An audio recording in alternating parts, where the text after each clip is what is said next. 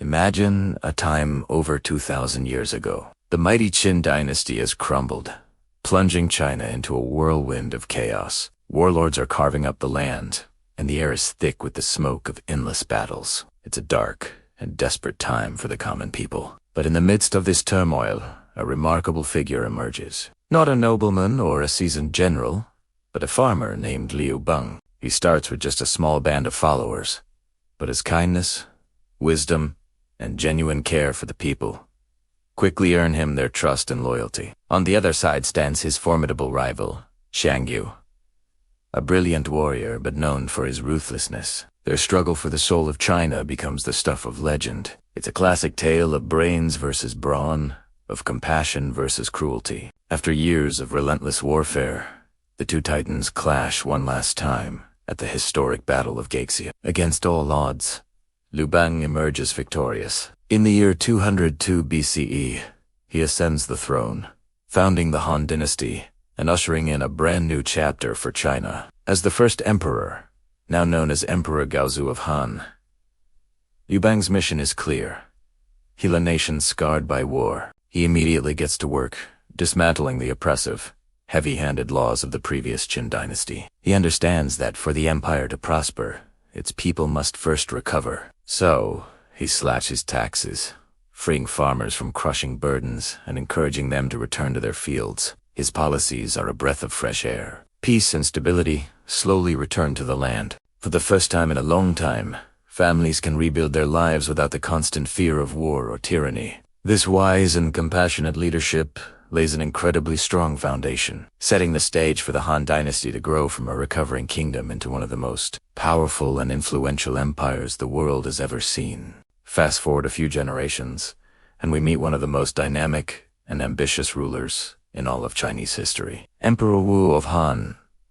If Emperor Gaozu was the builder, Emperor Wu was the great expander. He was a man of immense vision and military prowess. Under his command, the Han armies march in all directions, pushing the empire's borders far to the north, deep into the west, and down to the south. He launched his successful campaigns against the nomadic Zhongnu tribes, who had been a constant threat to the northern frontier, securing peace for a generation. But Emperor Wu's greatest legacy wasn't just won on the battlefield. He is the emperor who officially opened the legendary Silk Road. This wasn't just a single road, but a vast network of trade routes that stretched for thousands of miles, connecting China to distant lands like Persia, India, and even the Roman Empire. For the first time, a steady stream of caravans began to traverse the harsh deserts and high mountains. Merchants traded precious silk, which was worth its weight in gold, along with spices, jade, and other exotic goods.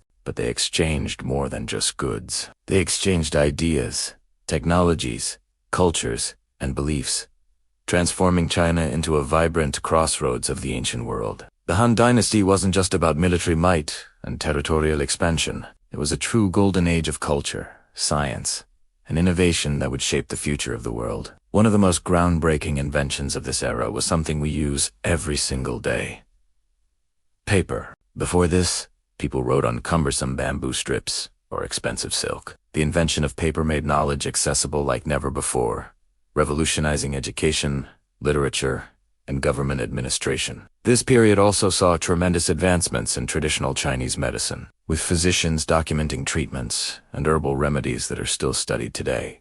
To ensure the empire was run by the best and brightest, Emperor Wu established a formal civil service examination system. This meant that talented individuals, regardless of their family background, could rise to positions of power based on merit. The capital city, Chang'an, became a dazzling metropolis, one of the largest and most advanced cities in the ancient world, teeming with artists, poets, scholars, and musicians. Art, music, and literature flourished, leaving behind a rich cultural heritage. But as with all great empires, the Golden Age could not last forever. After more than 4 centuries of unparalleled greatness, the Han Dynasty began to show signs of decay.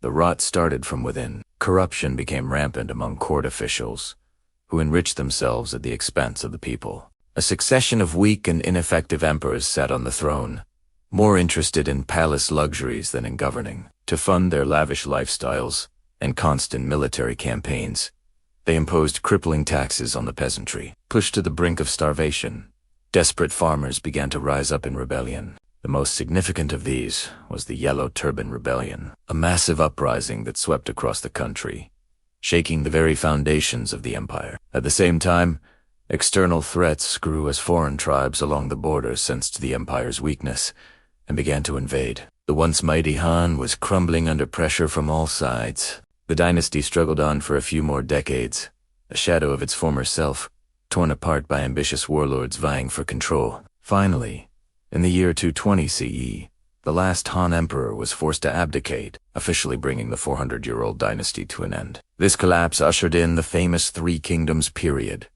another era of conflict and division. But even though the empire fell, its legacy is immortal. The Han Dynasty had forged a cultural and political identity so powerful that it endured through all the centuries that followed. It's no coincidence that, even today, the majority ethnic group in China proudly refers to themselves as the Han people and the Chinese. Script is known as Han characters.